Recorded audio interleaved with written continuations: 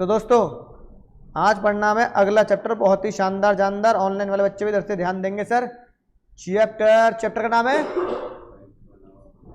हाँ चैप्टर का नाम है principle of management. Principle of management. अब सुनेंगे ध्यान से, प्रिंसिपल ऑफ मैनेजमेंट होता क्या, मतलब इसका मसला क्या है। इसका मसला है बिल्कुल ये जो तुम यहाँ देख पा, दरवाजा बंद कर लेना जरा एक बार। कभी दूसरी क्लास के बच्चे भी आ जाए, हमें पिक्चर देखो, हम भी देखेंगे हम भी देखेंगे। तो दूसरी क्लास से छुप के पिक्चर दिखानी पड़ती हैं। 1 मिनट में पूरा प्रिंसिपल का।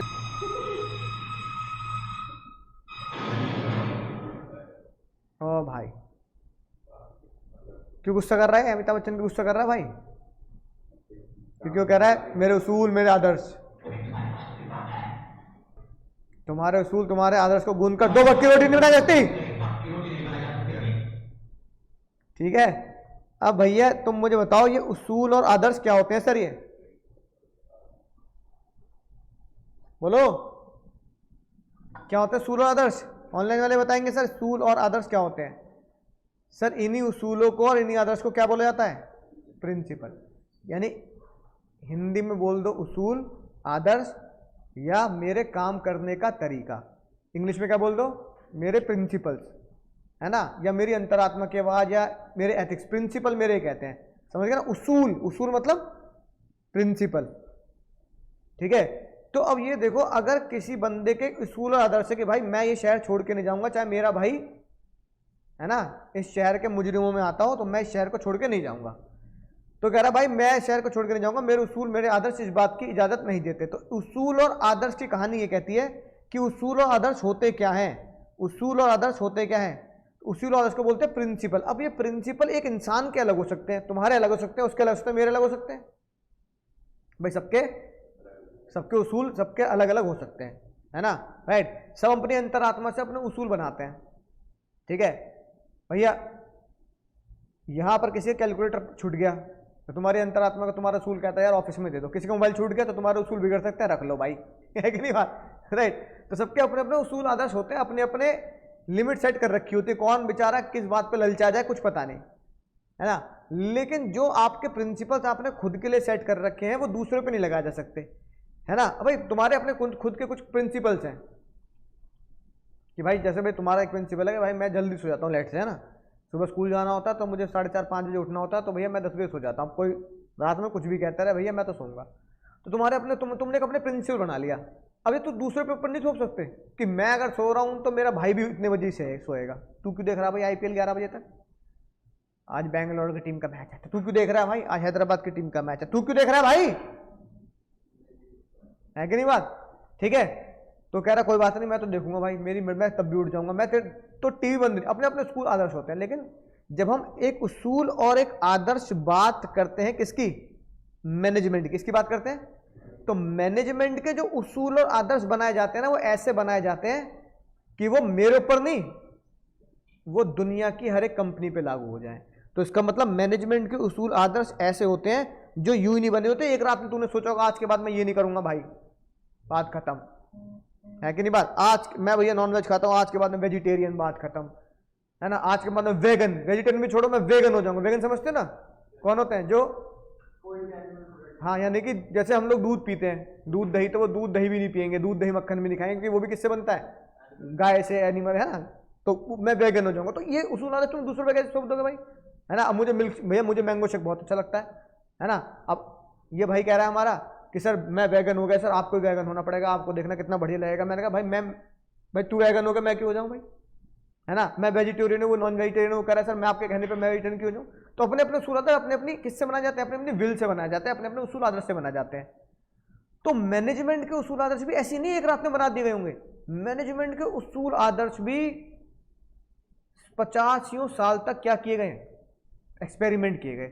और जिन लोगों ने बनाए उन्होंने कम से कम 10 से 15 साल तक एक्सपेरिमेंट किया। किनके ऊपर? लोगों के ऊपर। और कहां पर?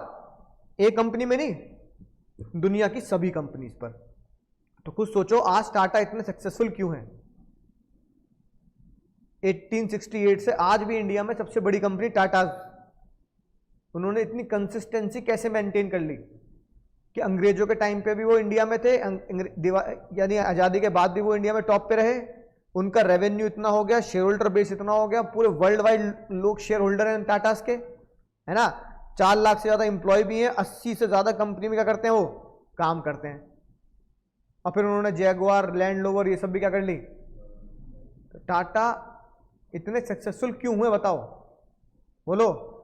कि टाटा स्टील वर्ल्ड वाइड काम करता है, टाटा मोटर्स, यानी उन्होंने जैगुआर खरीद ली, टाटा मोटर्स की बात आ गई, टाटा बेवरेजेस, स्टारबक्स सबसे महंगी कॉफी, है ना, तो टाटा का ही तो अलायंस है वो, है ना, राइट। तो भाई इतनी महंगी कॉफी भैया टाटा वाले, है ना, टाटा केमिकल, टाटा कम्युनिकेशन, ये सारी चीजें इतनी ज्यादा है टाटा ने कर दी। टाटा के इतने प्रोडक्ट हैं देखो, ताज, नमक, कोरस, टीसीएस पूरी वर्ल्ड की इतनी बड़ी company, Tata Motors, Tata capital, Tata T, Tata cafe, Tata Indicom, है कि नहीं, टाटा स्काई, जैगुआर, वोल्टास, कई कई नाम भी ऐसे कि लोगों को पता भी नहीं वो टाटा के हैं, जैसे वोल्टास, टाइटन टाटा का प्रोडक्ट है ना, राइट। हाँ, तो सोनाटा तो उनका प्रोडक्ट हो गया, टाइटन एक ब्रांड हो गया, है ना। वोल्टास, तो वोल्टास किसका ब्रांड, टाटा का है। कई लोगों को लगता है पता नहीं कौन सी कंपनी वोल्टास, अरे बट तो वोल्टास वो कंपनी नहीं है, टाटा का प्रोडक्ट है, बस टाटा वोल्टास के आगे टाटा लिखते नहीं है, टाटा वोल्टास लिखते, सिर्फ वोल्टास लिखते हैं, है कि नहीं बात, बोलो। कैसे हो गए इतने बड़े, हो कैसे हो गए टाटा, डिसिप्लिन नहीं, सिर्फ एक ही चीज, what has made the Tata group so successful in the world, only and only management के साथ साथ अपने खुद के principle, broad and general principles on the basis of observation experiment as well as the personal experience. कि टाटाज ने ऐसे principal बनाए जो उन्होंने लगातार एक्सपेरिमेंट किए, लगातार एक्सपेरिमेंट के बाद उन्होंने पर्सनल एक्सपीरियंस किया कि भाई ऐसे चीजों पर लोग इस तरीके से रिएक्ट करते हैं, तभी तो वो क्या बने, वर्ल्ड के नंबर 1, यानी वर्ल्ड के, इंडिया के टॉप 50 कंपनीज में वर्ल्ड में वो आते हैं। लेकिन मुद्दे की बात यह कि हमें प्रिंसिपल जो पढ़ने हैं इस चैप्टर में वो टाटास के, रिलायंस के, फेसबुक के, ठीक है, माइक्रोसॉफ्ट के, टेस्ला के, इनके नहीं पढ़ने। इन सभी के अंदर जो प्रिंसिपल लगाए जाते हैं, इंडिया से लेके, यूरोप से लेके, अमेरिकन कंपनी, चाइनीज कंपनी जो प्रिंसिपल लगाती है वो इन 2 के लगाती है। तो फिर टाटा, रिलायंस, है ना, फेसबुक, एप्पल और माइक्रोसॉफ्ट क्यों पढ़ रहे हो, सीधा क्या पढ़ो, सीधा वही पढ़ो ना जिन्होंने प्रिंसिपल, उसूल, आदर्श सिखाए। बात समझ में आई। तो 2 महान लोग हुए, एक का नाम हुआ FW Taylor, full form Frederick Winslow Taylor, और दूसरा हेनरी फ्योल। नाम याद रखना है, सीयूईटी में भी पूछते हैं। किसमें पूछते हैं सर, सीयूईटी में भी नाम पूछा जाता है, वो मतलब प्रिंसिपल के हिसाब से जो मैं पढ़ाऊंगा तुम्हें, है ना, राइट। कि इसको बताओ ये बंदा कौन था, तो आपको नाम बताना पड़ेगा, ये बंदा फ्योल था, ये बंदा टेलर था। तो इनके नाम याद रखना है, शॉर्ट में याद रख लो, कोई दिक्कत नहीं, हेनरी फ्योल और FW टेलर, शॉर्ट में भी चल जाएगी बात।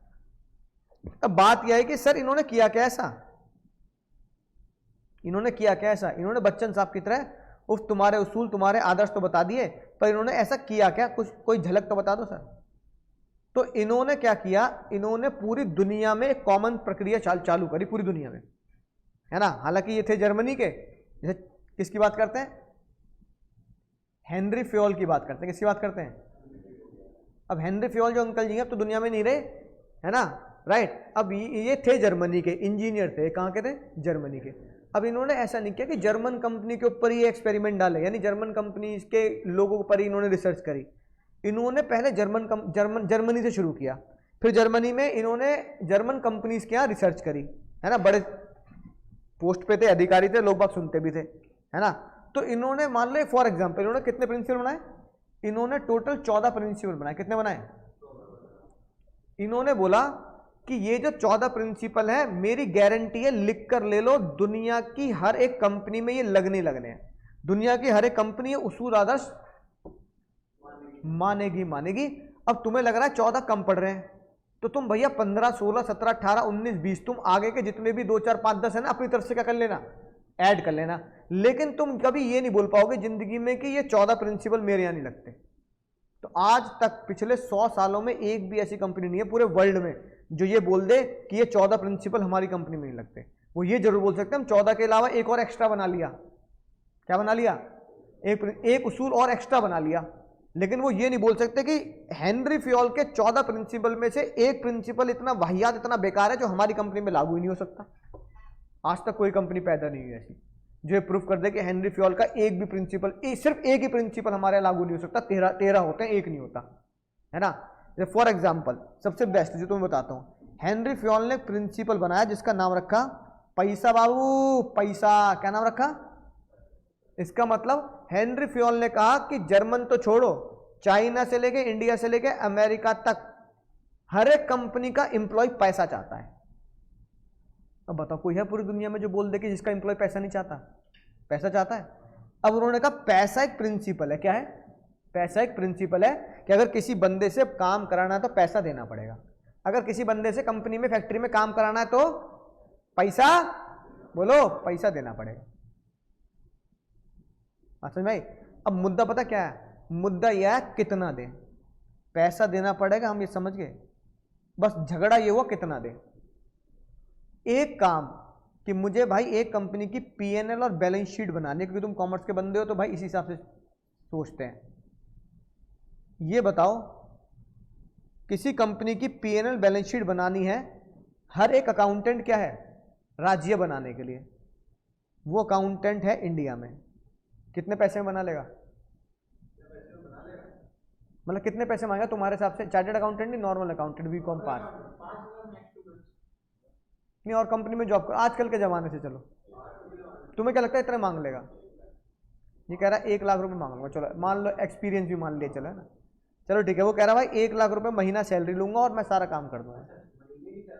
हाँ हाँ, मतलब नहीं पूरे महीने की, मैं हर महीने काम करता रहूंगा, बना लूंगा। चलो बहुत ही एक्सपीरियंस हो तो 1 लाख भी तुम ज्यादा बोल रहे हो भाई, बहुत ही एक्सपीरियंस हो ना भयंकर। हाँ, चार्टर्ड को तो, चार्टर्ड अकाउंटेंट होगा तो स्टार्टिंग में जाता बिना एक्सपीरियंस के ही।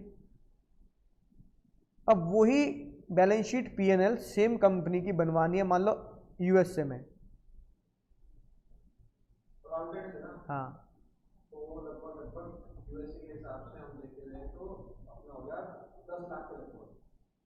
तुम्हारा डॉलर्स में काम चलता है, और तुम अगर वहाँ सर्च करोगे ना तो ज़्यादातर इंडियन लोग वहाँ जाके पता क्यों काम करते हैं? क्योंकि 1 लाख के अगर 10 भी ना हो तो 5 लाख मिलते हैं। मिनिमम वेज रेट पता उनका क्या? मिनिमम वेज रेट है उनका, क्वालिफिकेशन के हिसाब से चलता है। अगर तुम सही बीकॉम कर रखी है, ग्रेजुएट हो, तो अमेरिका में ग्रेजुएशन भी बड़ी चीज़ होती है कि नहीं बात? तो मिनिमम वेज रेट उनका होता है $40 per hour, which is equal to 40 × 80 करो, 3200 रुपये 1 घंटा। और अगर हम इंडिया में हो तो इंडिया में कम से कम 10 घंटे काम करते हैं, तो एक दिन में तब भी 3200 रुपये नहीं मिलेंगे 10 घंटे काम करके भी। और वहाँ एक अकाउंटेंट अगर मान लो 30, चलो छोड़ो $40, $30 भी काम कर रहा है, 3 8 जा 2400 रुपये, 2400 रुपये 1 घंटे के इंडियन करेंसी के हिसाब से, क्योंकि वहाँ तो डॉलर्स में बात चलती है ना। तो अब कोई बंदा वहाँ 10 घंटे काम कर ले तो 30 × 10 24,000 रुपये एक दिन में कमा सकता है कोई बंदा।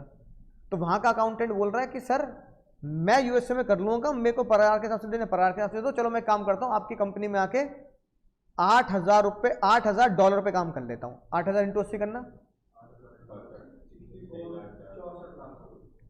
6,40,000।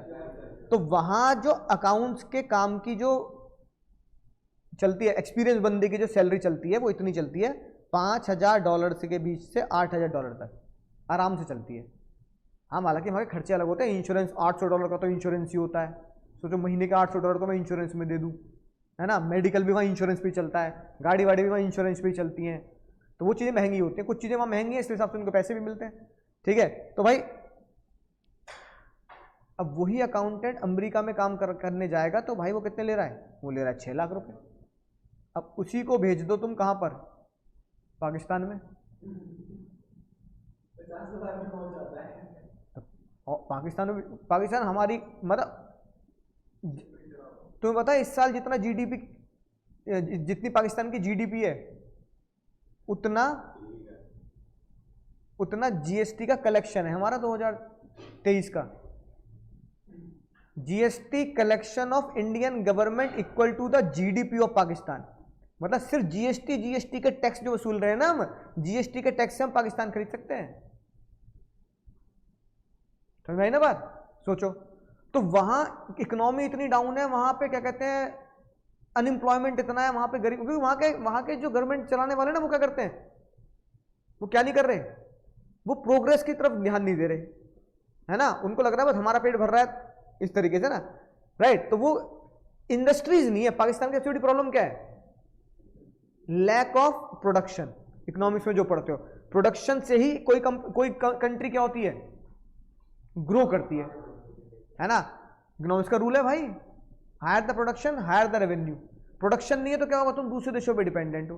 अब तुम तो पाकिस्तान वाला क्या बोल देगा, भैया 1 लाख रुपए भैया बहुत ज्यादा मिल रही है, कहते हैं भैया मैं तो 50,000 में कर दूंगा। समझ रहे हो बात को। और बिल्कुल ही बहुत ही ज्यादा जो गरीब देश है, साउथ अफ्रीका में बहुत गरीब देश है, युगांडा है ना, ऐसे बहुत, फिलीपीन जैसे बहुत ज्यादा गरीब देश है बेचारे, देखते ना यूट्यूब वगैरह भी देखते हैं, बेचारे बहुत गरीबी में जी रहे हैं, मतलब मकान ही नहीं है, कच्चे मकान है अफ्रीका में वहाँ पे। तो वो तो यार वो तो कितने में भी कर देंगे, वो तो कह रहे हैं भाई हमारे घर में आटा दाल चावल आ जाए, ये बड़ी बात है ना, राइट। इसका मतलब एक ही काम को करने के अलग अलग देश क्या मांग सकते हैं, अलग अलग प्राइस मांग सकते हैं। इसका मतलब मुझे बताओ, हेनरी फ्योल ने बोला पैसा देना है तो कितना दें, फिर तो हर कोई 6 लाख की तरफ ही देखेगा। भाई तुमने अमेरिका में ना दिए 6 लाख रुपए, हैं मुझे ना दे सकते। और ये कह रहा भैया मैं तो तुम्हारी पीएनएल बैलेंस शीट के अलावा मैं तुम्हारा कंप्यूटर भी मान के चला जाऊंगा, धुलवा लेना मुझसे चाहे, है कि नहीं बात, बताओ। और जो अफ्रीका का जो देश है ना, नॉर्थ अफ्रीका में जो देश हैं, जो बिल्कुल बेचारे बहुत ही गरीब देश हैं, सर्च करना दुनिया का सबसे गरीब देश, तुम्हें पता लगेगा कितने गरीब देश हैं बेचारे, है ना। अब बताओ, तो वहां तो और कम में भी काम कर देंगे। वो कह रहा भैया मुझे मैं 10,000 रुपये में बना लूंगा इंडियन करेंसी के हिसाब से।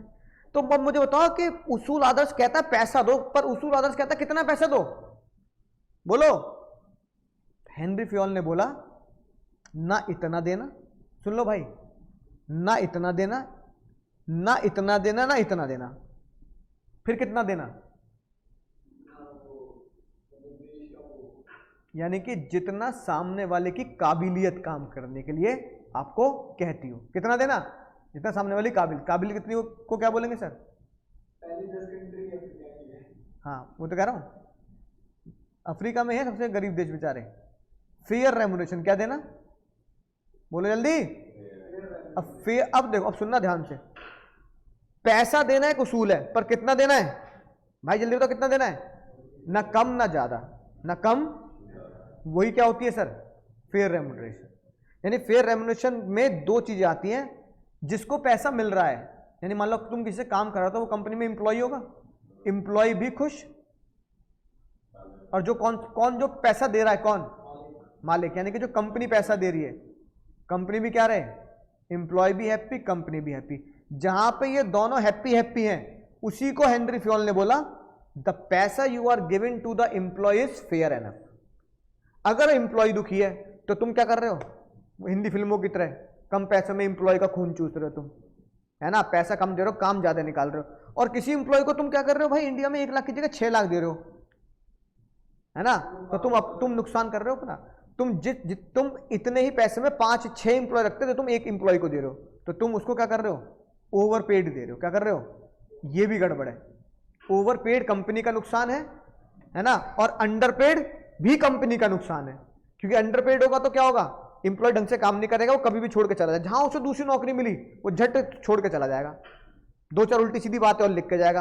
आजकल तो सोशल मीडिया है ना, वहां पे ट्विटर पे कम पैसे देते हैं, खून ज्यादा चूस लेते हैं, है कि नहीं बात। और ओवरपेड करोगे तो कंपनी का वैसे नुकसान है। एम्प्लॉय तो खुश है, पर कंपनी क्या कर रही है, कंपनी लॉस में आ जाएगी। इसलिए अंडरपेड भी कंपनी का नुकसान, बोलो, ओवरपेड भी कंपनी का नुकसान। इसलिए हेनरी फ्योल के प्रिंसिपल ने बोला रेम्युनरेशन शुड बी फेयर। अब बताओ ये कैसे निकाला होगा हेनरी फ्योल ने, दुनिया के हर एक कोने में इस डेटा को क्या कर बोलो, इकट्ठा कर कि अगर मैं सिर्फ पीएनएल बैलेंस शीट बनवाता हूं, यानी कि अगर मान लो फॉर एग्जांपल टेस्ला वाले पीएनएल बैलेंस शीट बनवाते हैं, तो अमेरिका का अकाउंटेंट ये लेता है, टेस्ला का ही पीएनएल बैलेंस शीट बनाने के लिए इंडिया वाले 1 लाख काम कर लेते हैं। इसी कॉन्सेप्ट को पता क्या बोलते हैं, इसी कॉन्सेप्ट को बोलते हैं जो मैंने तुम्हें 11th में भी सिखाया है, BPO culture, business process outsource. अब खुद सोचो कि आपके बड़े भैया, दीदी, मम्मी, पापा, चाचा, कोई ना कोई एक ऐसी शिफ्ट में काम कर रहा है जो रात में भी काम कर रहा होगा। सुना है ना? सुना भाई, लॉग इन करना है मुझे, वर्क एट होम तो है पर लॉग इन करना है कितने बजे? दोपहर को 2 बजे। अबे 2 बजे कौन नौकरी पे जाता है? अरे भाई यूके शिफ्ट चल रही है मेरी, यूके शिफ्ट। सुना है तुमने कभी? इसका क्या मतलब हो यूके शिफ्ट? इसका मतलब ये कि यूके की कंपनी यूके में सुबह 10 बजे खुल रही है, लेकिन हमारे टाइमिंग के हिसाब से उनके 10 बज रहे हैं और हमारे दोपहर के, है ना, 4 बज रहे हैं, 3:30 बज रहे हैं। तो वो 10 से 6 काम करेंगे, मान लो 8 घंटे। तो जो हमारे 4 बजे वाला लॉग इन करके बैठा है वो 12 बजे तक काम करेगा, जब घर वाले सो रहे होंगे। घर वाले कहेंगे भैया हम तो 10 बजे सो जाते हैं, तू 12 बजे काम करेगा, फिर तू क्या करेगा? 1-2 बजे तो सोएगा तू। तो उसकी साइकिल बिगड़ती है, ऐसे है कि नहीं बात? तो अलग अलग शिफ्ट में चलती है। इसका कारण ही क्या है? बीपीओ। और बीपीओ कारण पता क्या है? कि वही अकाउंटेंट इंडिया में 1 लाख रुपए की सैलरी में काम कर रहा है, पर वही अकाउंटेंट टेस्ला का अमेरिका में 6 लाख रुपए लेता है, इंडिया के बराबर। तो टेस्ला वाले क्या सोचते हैं? हाँ, अब वो इंडिया में कंपनी चुनते हैं, जैसे एसेंचर। कौन सी कंपनी है? एसेंचर। अब यही टेस्ला वाले कह रहे हैं एसेंचर को कि भाई 6 लाख की जगह तुझे देंगे 3 लाख। कितने? 3 लाख दे दिए। और एसेंचर कह रहा है कि 1 लाख दे देंगे किसको? एम्प्लॉय को। एम्प्लॉय कर लाख रुपए महीने की सैलरी है, क्या दिक्कत है? 12 लाख कमा रहे, चल कोई बात नहीं, आजकल के हिसाब से ठीक है भाई, कोई दिक्कत थोड़ी है। 2 लाख किसके बच गए?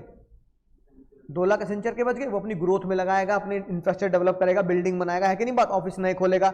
और इसके टेस्ला के कितने बच गए? 3 लाख। विन विन सिचुएशन, इसे बोलते हैं विन विन सिचुएशन। क्या बोलते हैं? इसमें किसी को बुरा मानने वाली बात नहीं। इसमें जो बुरा लगेगा किसको लगेगा? अमेरिका के अकाउंटेंट को लगेगा।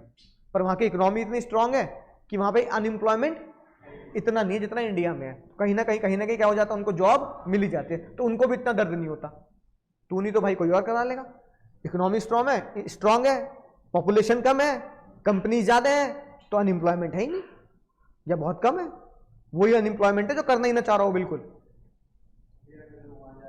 इंडिया के लोग वहां जाके नौकरी कर रहे हैं, तो अपने लोग, इंडिया के लोगों को नौकरी दे रहे हैं, वो लोग अपने लोगों को नौकरी नहीं देंगे, तो फिर इंप्लॉयमेंट इतनी थोड़ी है, बस अनएम्प्लॉयमेंट इतनी थोड़ी है वहां पे। बात समझ में आई? Win win situation. टेस्ला के बच गए 3 लाख, एसेंचर के बच गए 2 लाख, मेरी कमाई होगी भैया 1 लाख। इसी को बोलते हैं कॉन्सेप्ट ऑफ फेयर रेम्यूनरेशन। बस फेयर रेम्यूनरेशन मतलब ये हुआ कि आप ऐसे डिसाइड कर लो कि सामने वाले को भी सही लगे और मुझे भी। डिसाइड हो गया प्रिंसिपल। अब एक बार बताना, अगर ये तुमने प्रिंसिपल डिसाइड कर लिया है ना, राइट, ये प्रिंसिपल जो डिसाइड करते हैं इनको क्या बोला जाएगा? आइदर दीज प्रिंसिपल, जैसे फेयर रेम्यूनरेशन। अब मैं फेयर रेम्यूनरेशन को क्या बोलूं? They are the rules. बोलो। गलत जवाब, कतई मत बोल देना।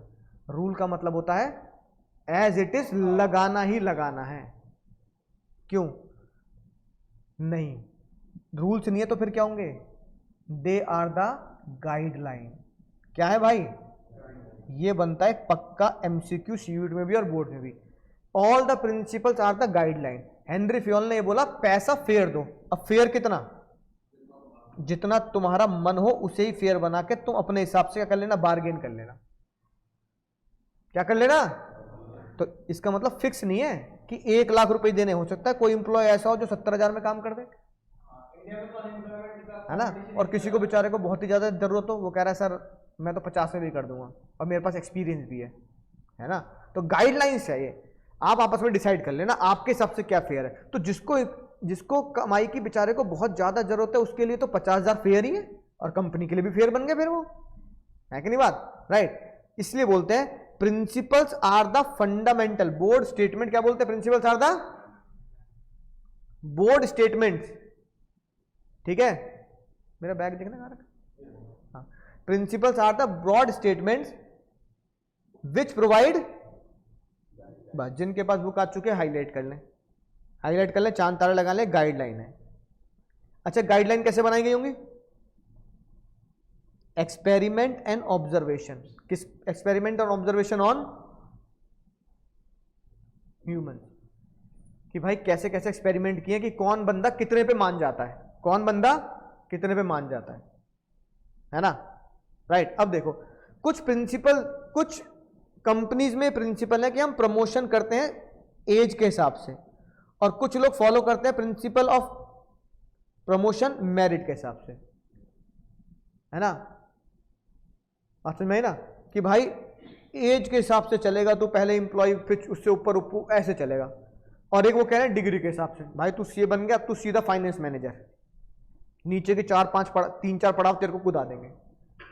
तो इसमें बुरा मानने वाली बात नहीं है, इसमें जो इस कंपनी के जो एक्सपीरियंस लोग हैं उन्हें बुरा नहीं मानना चाहिए, क्योंकि उस कंपनी की गाइडलाइंस, उस कंपनी के प्रिंसिपल ही क्या है कि हमारे यहाँ कैसे होता है प्रमोशन, कैसे होता है, मेरिट यानी एजुकेशन के बेस पर। ठीक है, एक कंपनी वो कह रहे नहीं यार एजुकेशन कुछ नहीं, एक्सपीरियंस की भी कोई वैल्यू होती है, तो हमारा जो प्रमोशन होगा वो कैसे होगा। अब तो भाई सीईओ आईआईटी से आया हो, आईएम करके एमबीए आया हो, तेरी उम्र अगर 24-25 साल है तो तुझे ये पोस्ट मिलेगी। शर्मा जी हैं जो पिछले 15 साल से काम कर रहे हैं, वो हमेशा तेरे से ऊपर रहेंगे। अब चाहे शर्मा जी बीकॉम पास हो और तुम सीए चार्टेड अकाउंटेंट हो, तुम्हें शर्मा जी से 1000 गुना ज्यादा नॉलेज है टैक्सेशन की, कंपनी लॉ की, लेकिन शर्मा जी को बस काम करना आता है। शर्मा जी कह रहे मैं पढ़ा लिखा ना हूं भाई इतना कि सेक्शन वो क्या बोलता है, सेक्शन वो क्या बोलता है, जीएसटी में क्या बोल दिया, क्या बोल, मुझे ना पता, मैं तो अपना काम जानता हूं। कंपनी का काम आया मैं धनाधन करके दूंगा, तो उससे जल्दी करके दूंगा। कंपनी कहते हैं शर्मा जी जल्दी कर रहे हैं तो तेरी नॉलेज क्या काम आ रही है ना, हमारा तो सीनियरिटी पे चलेगा, तो बुरा मानने वाली बात नहीं। ठीक है, राइट। तो ये होती है गाइडलाइंस। क्या होती है सर? Guidelines, principles. अब ये बताओ मैनेजमेंट के प्रिंसिपल्स और साइंस के प्रिंसिपल में क्या डिफरेंस है? बोलो। मैनेजमेंट के प्रिंसिपल क्या होते हैं? फ्लेक्सिबल। और साइंस के प्रिंसिपल ठोस, एकदम सख्त, रिजिड। ससुरा अगर ये मिलेगा केमिकल में, ये मिलेगा तो यही बनेगा, इसके अलावा कुछ नहीं बनेगा। H2O में O मिलाओगे तो कुछ और बन ही नहीं सकता। नाइट्रोजन बना दोगे क्या? नहीं भाई, पानी बनेगा। कभी सोचो नाइट्रोजन लगा दूंगा अपनी बाइक में, बटन दबाया धूम की तरह जूम, ऐसे नहीं होगा भाई, समझ रहे हो ना, राइट। जो केमिकल है वही वैसे रिएक्ट करेंगे वो। मैनेजमेंट के प्रिंसिपल फ्लेक्सिबल है। मैनेजमेंट क्या करता है? मैनेजमेंट तुम्हें ये नहीं बताता इतना पैसा देना है। मैनेजमेंट कभी भी ये नहीं बोलेगा इतना पैसा दे दे। मैनेजमेंट क्या बोलेगा? फेयर पैसा दे दे। फेयर कितना वो देख, अपने आप देख लियो। इसलिए क्या बोला? रिजिड नहीं है, सिर्फ क्या है, एक गाइडलाइन है। रिजिड क्या है? सिर्फ क्या है? गाइडलाइन है। अब भाई मान लो तुम्हें क्या कहते हैं, कपड़े खरीदने, पापा ने बोल दिया ये पैसे पकड़ और नीली जीन्स खरीदियो, तो उन्होंने गाइडलाइन दे दी क्या? ब्लू जीन्स खरीदनी है तुझे, काली नहीं खरीदनी। अब पापा ने ये बोला किस ब्रांड की खरीदनी है, और ब्लू में भी कैसे, घिसी हुई लूं, फटी हुई लूं, है कि नहीं बात, या डार्क ब्लू ले लूं या बिल्कुल लाइट ब्लू ले लूं? पापा ने ये नहीं बोला। पापा ने क्या बोला? दैट अगर किसी ब्रॉडर सिनेरियो को बोल दो तो वो गाइडलाइन होती है, लेकिन अगर घुस के स्पेसिफिक एलिमेंट को बोल दो तो वो रूल हो जाते हैं, है कि नहीं बात? बोलो, रूल हो जाते हैं। अब जैसे कहते हैं भाई कंपनी में अच्छा व्यवहार रखना है, तो ये क्या है? A good relation is a guideline. तो अच्छा व्यवहार मतलब समझ गए, हर तरीके से अच्छा, कि भैया मिल के बात करनी है, बिल्कुल स्पेसिफिक बोलना है कि भाई सबको प्लीज करना है, प्लीज सर, है ना, किसी भी काम में। तो तुमने बिल्कुल रूल बना दिया कि किसी से कुछ भी बोलने से पहले क्या बोलना है? भैया प्लीज एक बात करनी है, भैया प्लीज, समझ गए ना। तो अगर मैं बोलूं प्लीज छोड़ो, अच्छा व्यवहार रखो बस, तो ये ब्रॉडर गाइडलाइन हो गई। Therefore management principle are broader guideline, not a specific rules. और लेकिन साइंस क्या होते हैं सर? स्पेसिफिक रूल्स होते हैं। अब एक ज्ञान क्या होता था तुम्हें पता है? वोडाफोन के केस में मजा आ जाएगा तुम्हें सुन के आज। वोडाफोन के केस में इनकम टैक्स डिपार्टमेंट ने वोडाफोन के ऊपर यह केस किया कि वोडाफोन ने इंडिया में एक कंपनी खरीदी थी 2007 में। उस कंपनी का नाम था हच। क्या नाम था? हच। क्या नाम था? याद है नहीं कुछ? तुमने कभी देखा नहीं होगा ना। तो हच कंपनी का नाम था। बात समझ में आई? उसका एड भी आता था।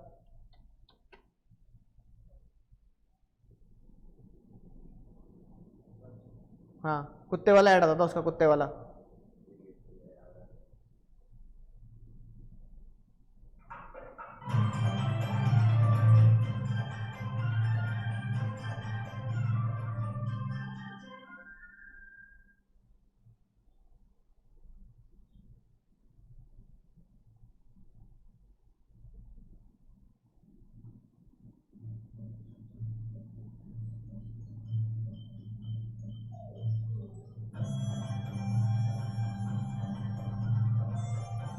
क्या लिखा है? यानी 2007 में हच एक कंपनी थी जो इंडिया में टेलीकॉम थी, उसे किसने खरीद लिया?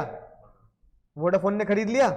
अब जब वोडाफोन ने खरीद लिया तो इनकम टैक्स विभाग के एक ऑफिसर ने बोला हच को 7,000 करोड़ रुपए का टैक्स बनता था जो हच ने दिया नहीं।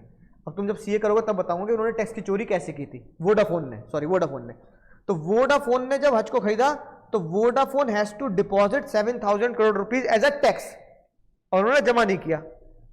यह बात कोर्ट में प्रूफ हो गई। तो इनकम टैक्स की सबसे lower post income tax officer ने 1200 पेज का केस बनाया। कितने पेज का? 1200 पेज लिखकर कोर्ट में उसने प्रूफ करी ये बात।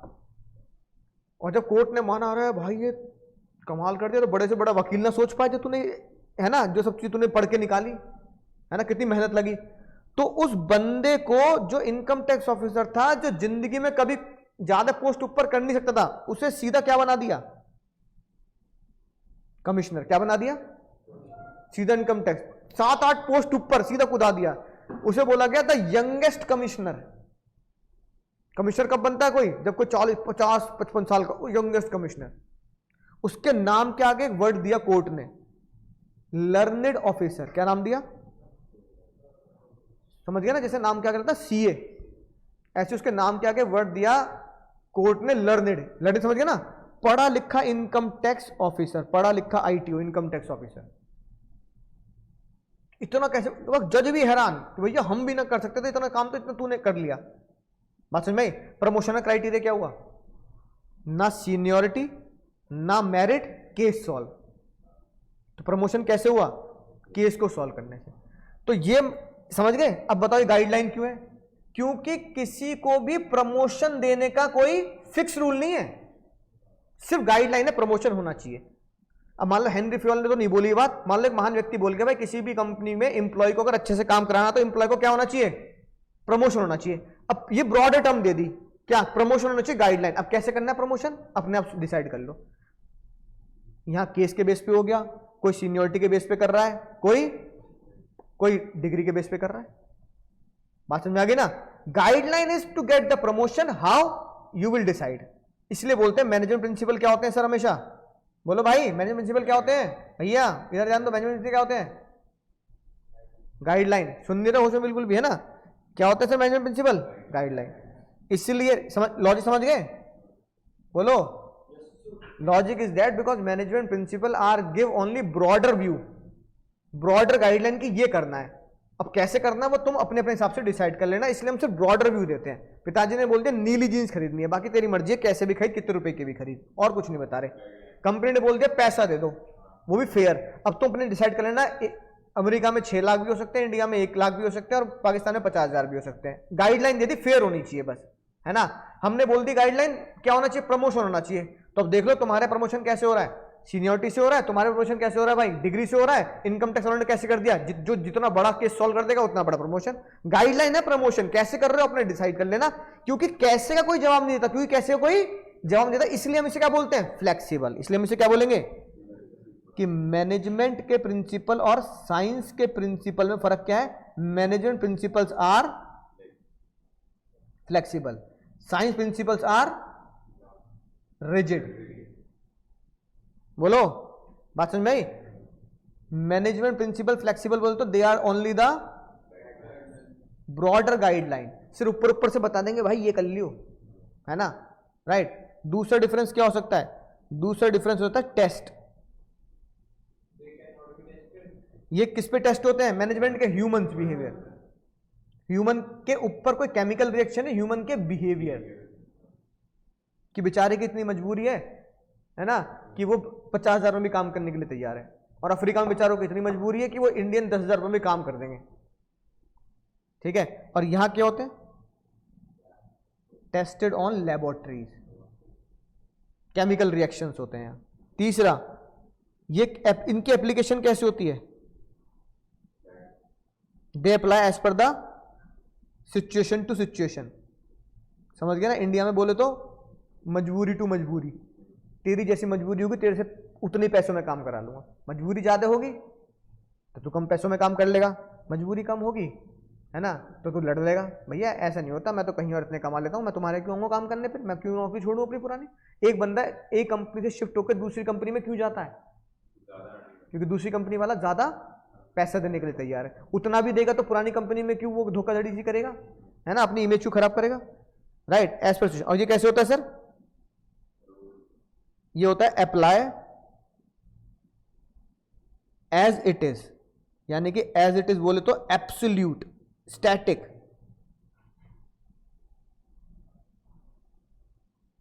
सिचुएशन छोड़ो, एज इट इज अप्लाई हो जाता है साइंस के प्रिंसिपल। तो अब जैसे प्रिंसिपल ऑफ ग्रेविटी है कि भैया पेन उछाला तो नीचे ही आ रहा है, ग्रेविटी है। अब क्या है, as it is apply, gravity के रूल जो बना दिए किसने बनाए थे, न्यूटन ने। ग्रेविटी के रूल जो न्यूटन ने बना दिए, आइंस्टाइन ने क्या बनाया था,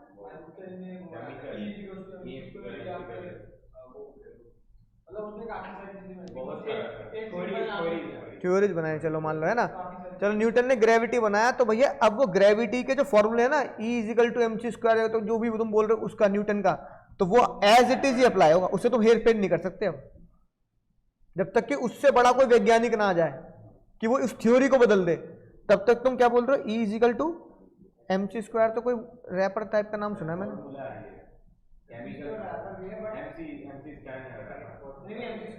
mc² भी है एक रैपर,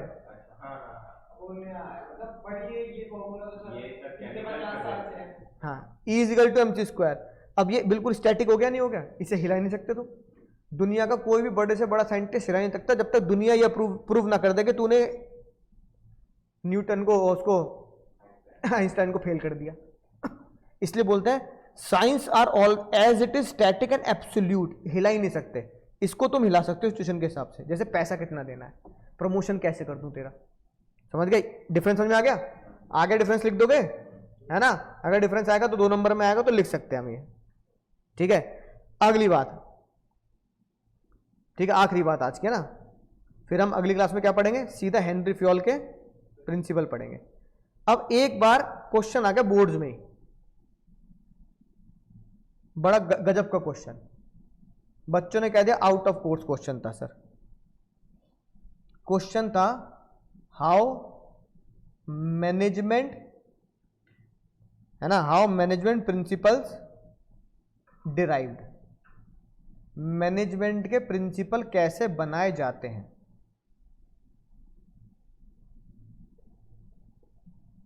कोरोना काल से पहले क्वेश्चन है, तब मुझे बहुत धक्का लगा, बच्चों ने कहा आउट ऑफ कोर्स क्वेश्चन आ गया, लेकिन मैं क्लास में कराता था, लेकिन मतलब समझ गया ना, बस पढ़ा दिया और बच्चे भी हल्के में ले गया, ऐसे होता था। मैंने कहा यार अब मुझे समझ में आई बात कि हल्की से हल्की चीज़ भी कभी भी पूछी जा सकती है। अब चाहे 2 नंबर पे पूछी जाती है तो बाकी पेपर तो 98 का रह गया ना मेरा, मतलब 78 का रह गया ना बाकी पेपर तो, बोर्ड का तो। यार ये बड़ी गजब बात है, बेचारे बच्चा 100 में 100 लाने का सपना देखता है, हम पढ़ाते भी उम्मीद से कि पूरे नंबर से पूरे नंबर आए बच्चे के, 2 नंबर रह जाएंगे टुच्चे से क्वेश्चन पे। कहने लगा सर धुंधला धुंधला याद आ रहा है पर ऐसा कॉन्फिडेंस नहीं आया कि क्या करें, कि हाँ हमें पता है कि इसका आंसर ही है। तुम बताओ कैसे प्रिंसिपल डिराइव होते होंगे। तो बच्चा अपने अपने हिसाब से लिखेगा, है ना। एक तो जो कॉमन सी बात है जो तुम्हें लिखनी भी चाहिए, मैनेजमेंट के प्रिंसिपल निकम्मो एक्सपेरिमेंट से डिराइव नहीं होते, ये हमने चैप्टर 1 में पढ़े नहीं पढ़े।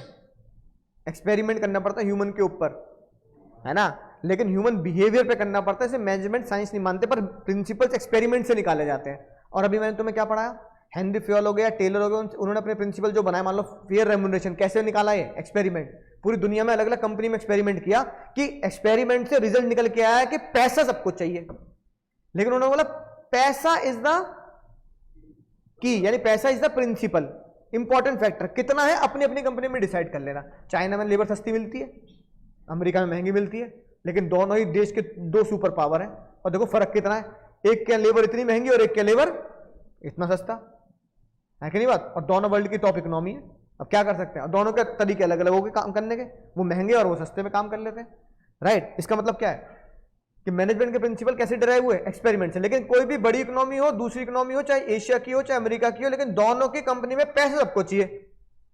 तो पैसा क्या चाहिए, सबको चाहिए, लेकिन कितना चाहिए ये डिसाइड कर लेना, हम गाइडलाइन दे देते हैं। तो एक्सपेरिमेंट किया अलग अलग लोगों के ऊपर, तो पहला स्टेप कह दो या पहला पॉइंट कह दो, पहले मैनेजमेंट प्रिंसिपल्स को बनाने के लिए क्या किया जाता है? ऑब्जर्वेशन। लिखते ना साथ साथ, क्या किया जाता है? बोलो भाई, है ना? इसका मतलब क्या लिखेंगे सर? लिखो साथ साथ, management observe certain events. Management कुछ चीजों को ऑब्जर्व करता है। ऑनलाइन वाले बच्चे साथ साथ लिखते हैं ना, एंड एनालाइज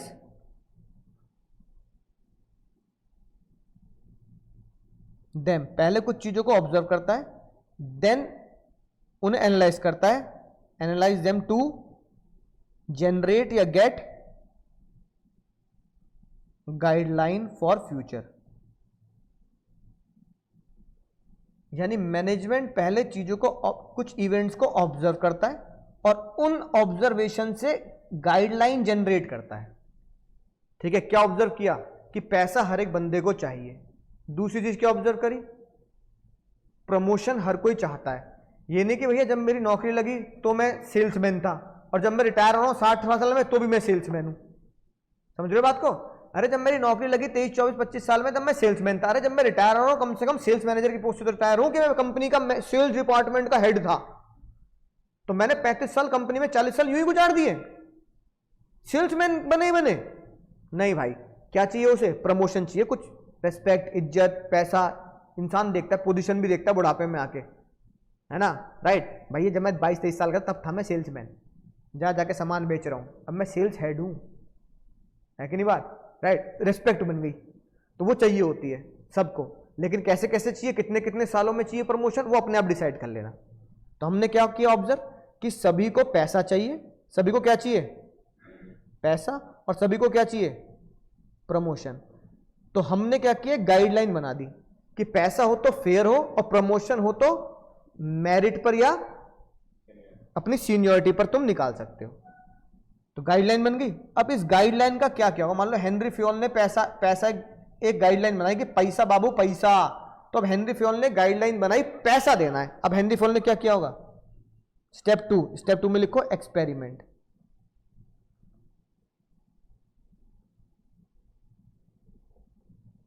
स्टेप 2 में क्या लिखेंगे? अब क्या किया होगा? एक्सपेरिमेंट क्या किया होगा? Henry Fayol develop the guideline,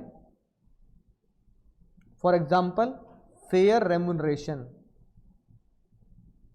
जैसे उन्होंने देखा कि उन्होंने ऑब्जर्व किया पैसा सबको चाहिए, लेकिन हमें यह पता नहीं लग रहा कितना पैसा चाहिए, तो उन्होंने गाइडलाइन बना दी कि भाई मेरी ऑब्जर्वेशन यह है कि पैसा सबको चाहिए। अब मैं इसका एक्सपेरिमेंट तुम्हें समझा रहा हूं कि मेरे एक्सपेरिमेंट से ये गाइडलाइन डेवलप हुई।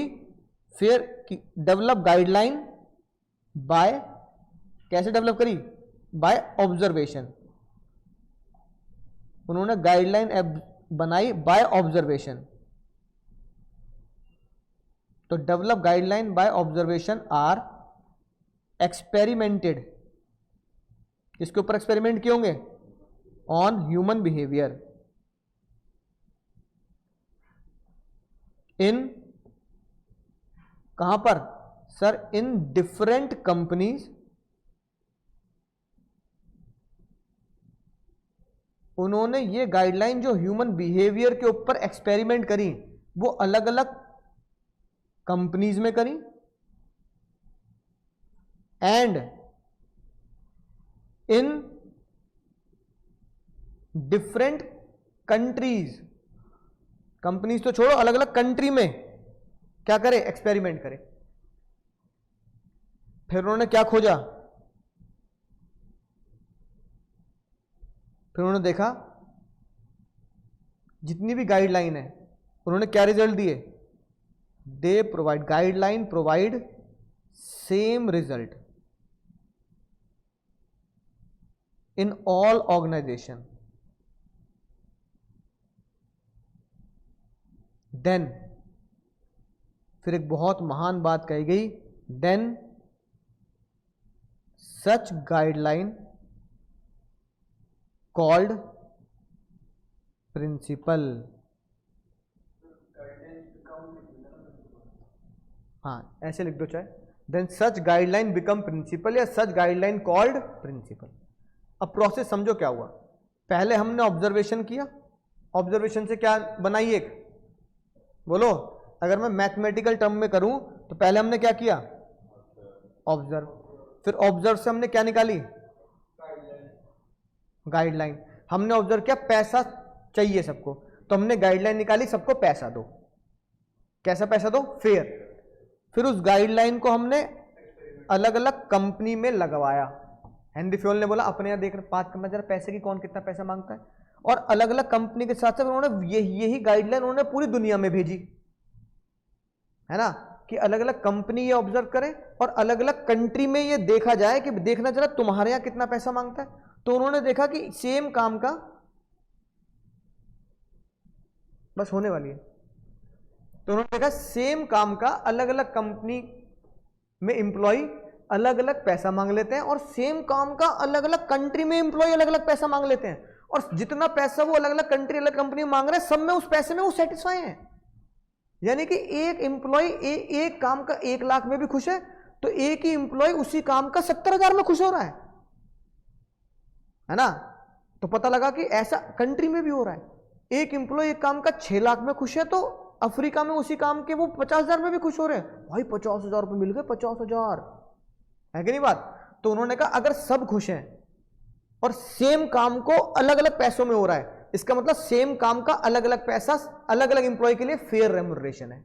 बोलो जल्दी, क्या बोला मैंने, सेम काम का अलग अलग एम्प्लॉय को अलग अलग पैसा फेयर है। बोलना जरा, सेम काम P&L बैलेंस शीट बनानी है हर रोज हर महीने, सेम काम करना हर रोज हर महीने, पर अलग अलग एम्प्लॉय को अलग अलग पैसा दिया जा रहा है और अलग अलग पैसा लेके एम्प्लॉय खुश है, तो इसका मतलब वो पैसा उस एम्प्लॉय के लिए फेयर है।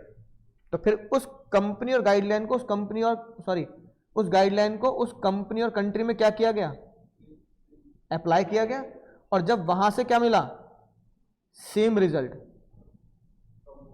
सेम रिजल्ट क्या मिला कि एम्प्लॉय पैसे से क्या है, सेटिस्फाई है, और वो खुद मानते हैं कि हमारे लिए फेयर है ना। अमेरिका वाला कह रहा है 6 लाख मेरे लिए फेयर है, इंडिया वाला कह रहा है भाई 1 लाख फेयर, भाई 1 लाख रुपए महीना मिल रहा, बढ़िया बात है, 1 लाख रुपए फेयर है। पाकिस्तान वाला कह रहा है यही काम के 50,000 मेरे लिए फेयर है। बात समझ में आ रही है। अब इसका मतलब सेम काम के लिए सेम रिजल्ट दे रहे हैं कि सब कोई सेटिस्फाई है, इसलिए हम आज के बाद ये घोषणा करते हैं, हम ये घोषित कर देते हैं, यानी हम ये हेंस प्रूव्ड कर देते हैं, hence proved fair remuneration is principle of the management all over the world. Prove हो गया। तो हमने क्या किया, ऑब्जर्वेशन करी, फिर अलग अलग कंट्री में अलग अलग देश में क्या किया, एक्सपेरिमेंट में डाला, अलग अलग कंट्री के अलग अलग एक्सपेरिमेंट में देखा कि सेम काम के अलग अलग पैसे से लोग खुश हैं। अब जब लोग अलग अलग पैसे को फेयर मान रहे हैं, तो हमने मान लिया कि फेयर पैसा क्या होता है बताना जरा, जिसमें दोनों सेटिस्फाई हो, दो लोग कौन, कंपनी भी और एम्प्लॉय भी, और वो पैसा सेम काम का अलग अलग लोग खुशी से ले रहे हैं, तो इसका मतलब पैसा इंपॉर्टेंट है और वो फेयर होना चाहिए। तो बात अलग है, फेयर कितना होता है, फिक्स नहीं होता।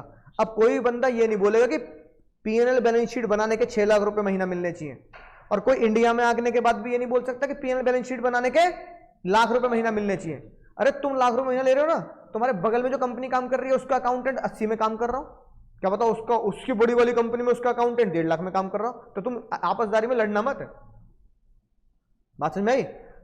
मुद्दा यह है कि तुमने जब उस काम को एक्सेप्ट किया तो तुमने उस पैसे को क्या माना है, फेयर, कि मेरे जैसे इंसान के लिए मेरे हालातों के हिसाब से 1 लाख रुपए इंडिया में महीना इस समय आज की डेट में फेयर है। भाई मुझसे 8 घंटे काम करा रहे हो तो मैं 1 लाख रुपए महीना में काम कर लूंगा। I am satisfied and I am accepting the salary as a fair salary.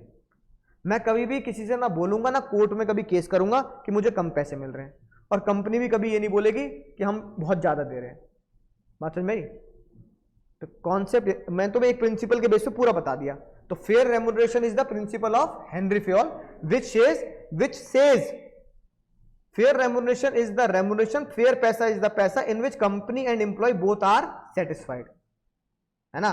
the पैसा, the remuneration may be different by company to company and by employee to employee, और है ना, कंट्री टू कंट्री। आप satisfy है तो वो fair हो गया बात। तो बताओ ब्रॉडर गाइडलाइन क्या निकली?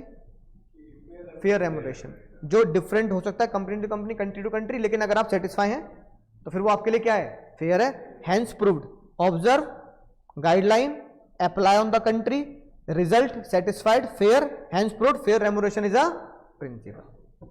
अब ऐसे ऐसे इसी प्रोसेस में हेनरी फेयोल ने इसी प्रोसेस से हेनरी फेयोल ने 14 प्रिंसिपल हैंस प्रूव्ड कर दिए। कितने प्रिंसिपल? 14। अब अगली क्लास में वही 14 प्रिंसिपल हम पढ़ेंगे कि ऐसे कौन से, एक साथ तो नहीं पढ़ेंगे, मतलब 7 और 7 2 क्लास में हो जाते हैं, कि ऐसे कौन से 14 प्रिंसिपल है जो हेनरी फेयोल ने ऑब्जर्वेशन से शुरू करके हैंस प्रूव्ड पे ले आए और बोल दिया ये गाइडलाइन है, अपनी कंपनी में अपने हिसाब से लगा लेना, पर ये लगेंगे जरूर। बोलो समझ गए sir? Tata bye bye, take care. हाँ हाँ